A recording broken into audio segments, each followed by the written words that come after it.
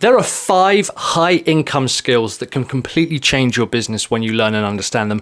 I've gone back over years of making 6 and 7 figures of my business to figure out exactly what those 5 key high income skills are, and I'm going to share them with you today. Some of these skills are about making you more money for your business, and some of them are about helping out your customers. And if you can be more valuable to them, then you are more likely to be in demand and to find work easier and faster. This first one is going to be completely different from what most people are going to suggest. There's no ads on here. I'm not going to tell you to do ads. I'm not going to tell you to do SEO. I'm not going to tell you to do cold calling, but we're going to work on 5 real world skills. You're all probably going to hate number 4, but that's fine. We'll cover that.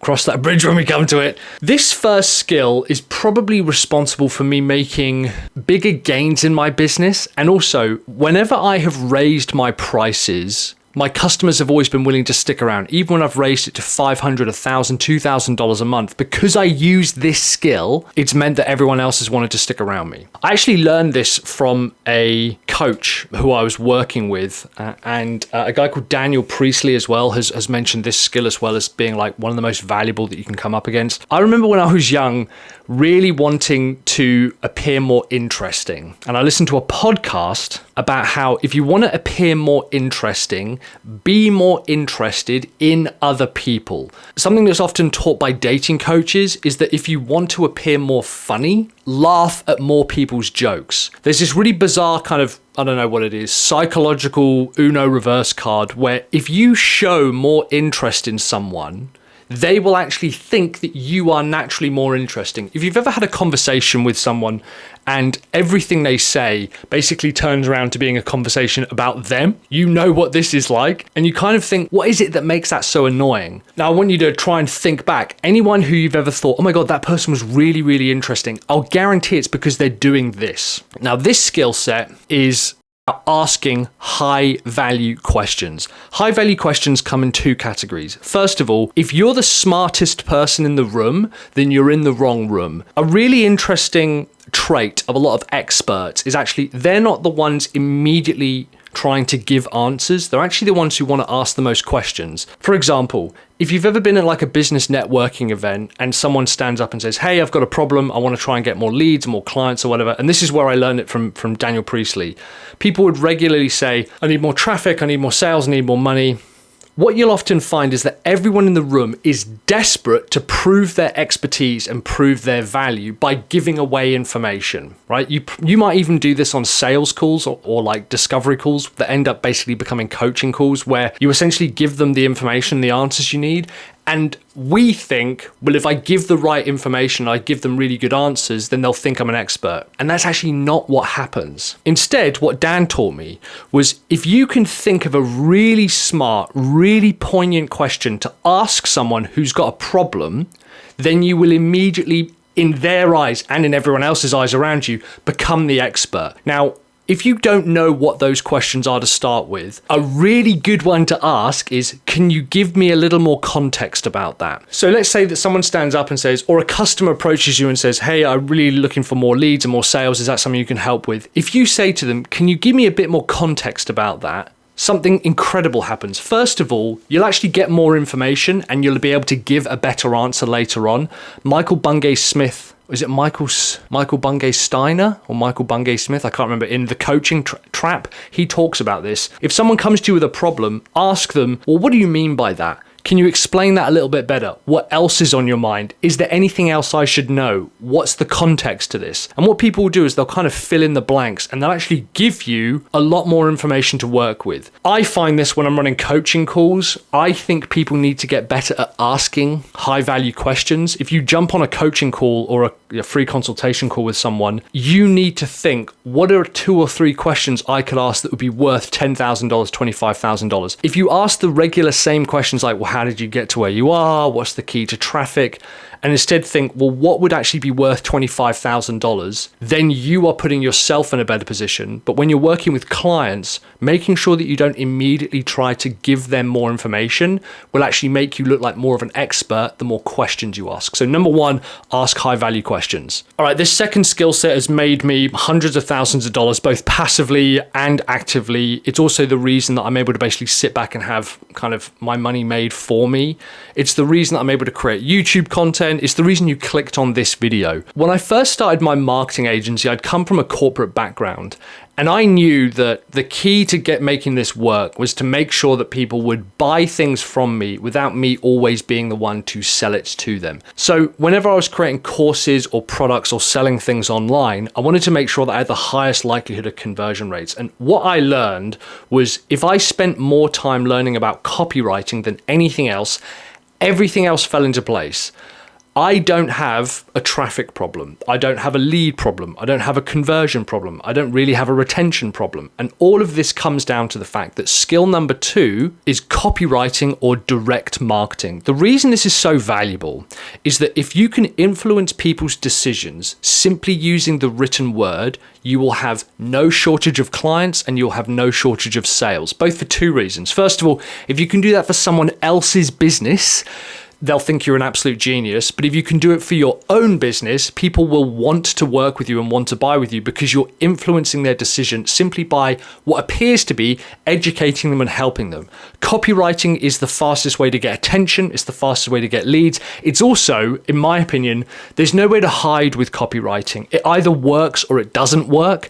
And so when you begin to understand, oh, when I craft a title in this particular way, or when I write an introduction in this particular way, then people are more likely to buy or convert. All of a sudden, the pieces start to fall into place and you think, I can actually influence people's decisions passively 24 hours a day, 365 days a year without me having to be there. It's an incredibly valuable and important skill. The number 1 book I would say on copywriting, other than my book, Sell Futures Not Features, is probably maybe Oren Klaff's Pitch Anything. That's pretty good. And also there's a book called Cashvertising. This one here by Drew Eric Whitman.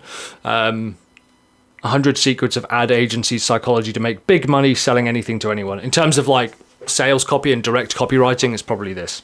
All right, this third skill set is essentially responsible for having a business entirely or at all for me. And it's also what has allowed me to turn other people's businesses around. There was a point when I was working with a software company and we would sell productivity software, and their team were really struggling to sell it. And going through, their copy wasn't particularly bad, but something wasn't working. And for me, after doing a little bit of research, talking to their customers, uncovering some of their problems, it became clear to me that the offer was wrong.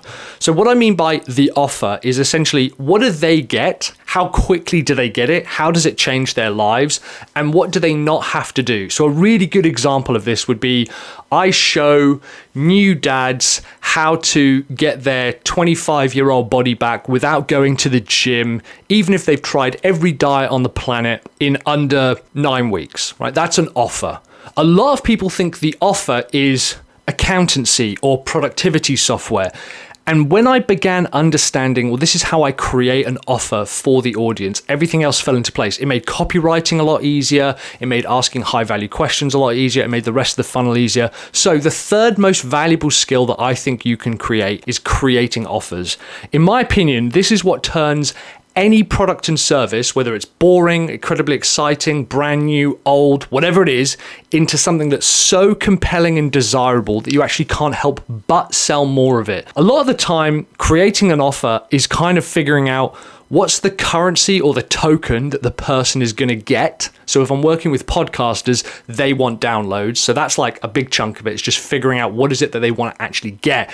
And then figuring out, well, what's prevented them from getting it in the past? How quickly do they want it? What have they tried before that hasn't worked? And when you're able to put that together, you don't even need to work that hard on the copywriting, which is a bit dangerous for me to say, seeing as I said it was an extremely valuable skill.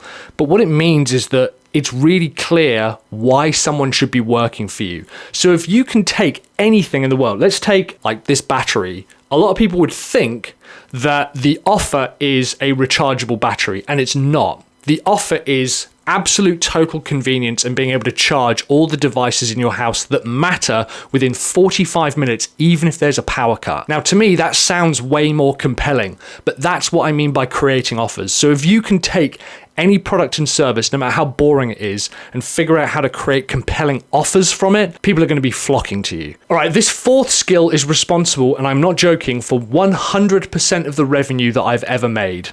I think people don't like doing this, and to me, this is a skill where if you're ever running low on cash, unsure on what to do next, maybe even you have to get a job or you're wanting to move into running your own business. Like, the world isn't perfect, there's ups and downs. This skill will save all of that. When I first went into corporate marketing, my first job was in something called lead qualification, which is basically calling up businesses who have expressed an interest and saying to them, hey, who are you? Who's the decision maker? When are you looking to buy? What's the main need? And then passing it over to the sales guys. When I got that job, I was up against people with way more experience than me. It was considered a feeder position, right? Like, you work there for a couple of years and then work your way up the company, which I knew. But a lot of people there had like master's degrees in marketing. They had worked for like similar companies before. Some of them had even worked for their resellers, and I got the job. And I remember asking my manager at the time, I was like, why me? Why did you pick me over all these other candidates who seemed incredibly well qualified? And the answer was, because you can sell. The fourth most valuable skill that you can have in your company or any company is selling, or sales, and closing. Selling is something that a lot of people think they're not very good at. I actually don't think that's true. For example, think about your most favorite film of all time. Maybe it's Jurassic Park. For me, it's Alien. And if someone said to me, oh, I've never seen Alien, my first initial reaction would be like, really? I can't believe, what type of films do you like? And if they said something like, well, I quite like horror, I like sci-fi, I'd be like, oh my God, you have to watch this film. It's the genesis of all science fiction and horror films. It was filmed in the 70s, but it still looks phenomenal now. Even by today's standards, it's still scary. And I would basically kind of go off on like talking about how brilliant this film is. That's selling. Sales is just a transference of enthusiasm. You need to be enthusiastic about your product. Now, here's the key. If you're not, or you find it difficult to be enthusiastic about your product, you're going to find it very difficult to sell. No one else is going to care about your product more than you. And yes, I understand there might be like tall poppy syndrome, or not wanting to appear too big-headed to think, well, my product is the best in the world. But the key is to understand, think about your audience's transition. What are your customers going to feel like, or how is their life going to be different after you work with them? Maybe you can become more enthusiastic about that. Selling is just a transference of enthusiasm. It's also just the act of working out, does it make sense for two parties to work together? That's all selling is. Does it make sense for two parties to work together? The real kicker, though, is don't think it's talking about your product. Remember earlier when I said the most valuable skill I think anyone can learn is high value questions? Selling is just asking really, really good questions. I remember ages ago, I was doing like a live workshop where I actually sold to a client over Zoom on a live workshop. And I said, you'll see that all I'm going to do by to sell this product, I think it was like a $25,000 program, is I'm just going to ask questions. I'm not going to tell them how brilliant the product is. And so what I would say to them is, okay, so tell me about the types of clients you work with. How valuable are they? How much money do they make you? And they say, well, the average client value is anywhere between $10,000 and $20,000. I'm like, great. When was the last time you sent a sales email then, or a sales campaign? And they'd be like, oh, I don't know, maybe in the last 6 months. I'd be like, okay. And how many people are on your email database? And they were like, oh, it's like 50,000 people. And so I'd repeat back, okay, so you want to make more sales selling this $10,000 product. You've got about 50,000 people on your email list, but you haven't emailed them in the last 6 months. You can see them kind of the cogs turning, and you can see that, well, clearly that's what I'm going to be pitching, but I haven't told them anything about the product. And I've simply then asked, do you think that might be a good idea? They go, yeah, that'd be amazing. And here's the close. This is the only close you need. Would you like some help with that? Oh my God, yeah, I'd love some help with that. Fantastic. We require a 50% deposit up front. It's $25,000. Are you going to be paying by card today? What's the long card number? That's the close. That's as complex as you can get it. If you can take someone from really enthusiastic about growing their business and working with you, and it makes sense to work with you, to here is the physical card number I need to be able to take the deposit, that's always going to serve you better than any other marketing skill, in my opinion. This fifth and final skill, to me, I think is kind of like an underground skill set that no one really seems to talk about or know about. I don't even know what the category name is. Like, I can talk about copywriting and selling, but this is a skill set that whenever I've used it with customers, I've used it with my own business, and we've turned their businesses around in a matter of weeks. A few years back, I was working with a consultancy, and they sold, what they sold is kind of copywriting and localization and translation, but for very specific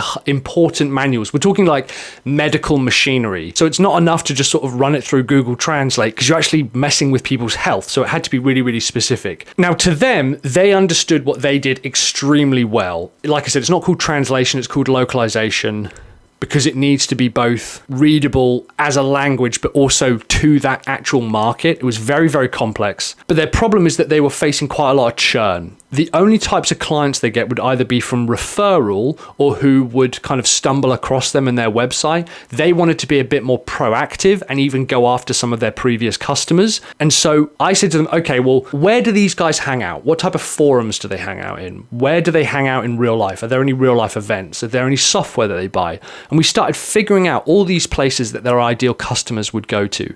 And all we did for a couple of weeks was basically just listen, either by reading comments and posts and questions, or by attending even a couple of events. And we just listened, what are the big problems that they've got? And one of the big problems that came up was when a German company makes a medical device for an English hospital and an American hospital, even though the language is both the same, the actual way that they use the process might be completely different, because one might be purchased essentially by a private company for a hospital, whereas over in here it might be purchased by, the trust or the NHS trust or something like that. Immediately, the guy I was with was like, oh my God, I know how we can sell against this. He immediately understood, which is why the 5th most valuable high-income skill you can learn is uncovering problems within markets. If you can spend long enough researching a market, understanding where they hang out, understanding the watering holes that they go to, and then listening to the types of problems that they have, you will have no end of offers, you'll have no end of marketing ideas, you'll have no end of closing techniques, you'll have no end of questions that you can ask to appear like an expert. This is the underground skill that I think I've learned and become extremely good at, that allows me to at least become proficient in any market very, very quickly. And it's because I uncover problems within marketplaces. Now, you're probably wondering, well, how do you put these together? That's why I've got this video over here talking about my 6-figure passive income funnel that earns me over $150,000 a year. I do absolutely zero work with it. It's just 3 pages. It doesn't require ads. It doesn't require SEO. And you can watch that video here where I talk about the entire process and how I put it together.